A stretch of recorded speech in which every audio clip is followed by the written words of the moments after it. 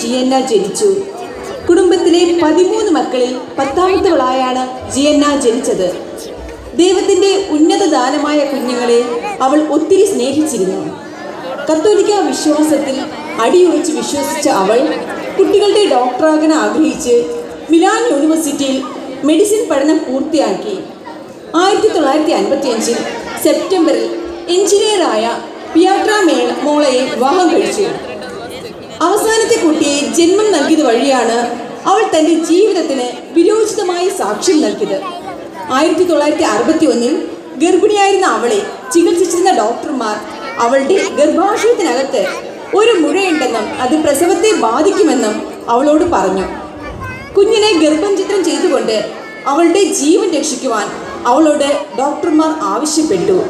എന്നാൽ പ്രസവത്തിൽ എന്തെങ്കിലും കുഴപ്പം ഉണ്ടാവുകയാണെങ്കിൽ എൻ്റെ ജീവൻ കാര്യമാക്കേണ്ട, ദൈവം എനിക്ക് നൽകിയ എൻ്റെ കുഞ്ഞിനെ രക്ഷിക്കണമെന്നായിരുന്നു അവൾ ഡോക്ടർമാർക്ക് നൽകിയ നിർദ്ദേശം.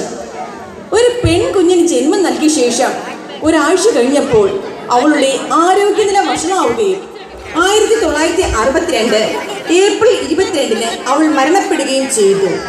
ജിയന്ന എന്ന് തന്നെയായിരുന്നു അവളുടെ മകളുടെ പേര്. ഈ മകൾ പിന്നെ ഇപ്രകാരം പറഞ്ഞിട്ടുണ്ട്: എൻ്റെ അമ്മയുടെ ജീവിതം മുഴുവൻ ദൈവസ്നേഹത്തോടും പരിശുദ്ധ കന്യകാമറിയത്തോടുമുള്ള ഒരു സ്തുതിഗീതമായിരുന്നു എന്ന്. 2004 വിശുദ്ധ പദവിയിലേക്ക് ഉയർത്തപ്പെട്ട ജിയന്ന ഗർഭിണികളുടെ പ്രത്യേക മധ്യസ്ഥയാണ്. അമ്മമാരായ നമുക്കും ഈ വിശുദ്ധയുടെ പ്രത്യേക മാധ്യസ്ഥം തേടി പ്രാർത്ഥിക്കാം.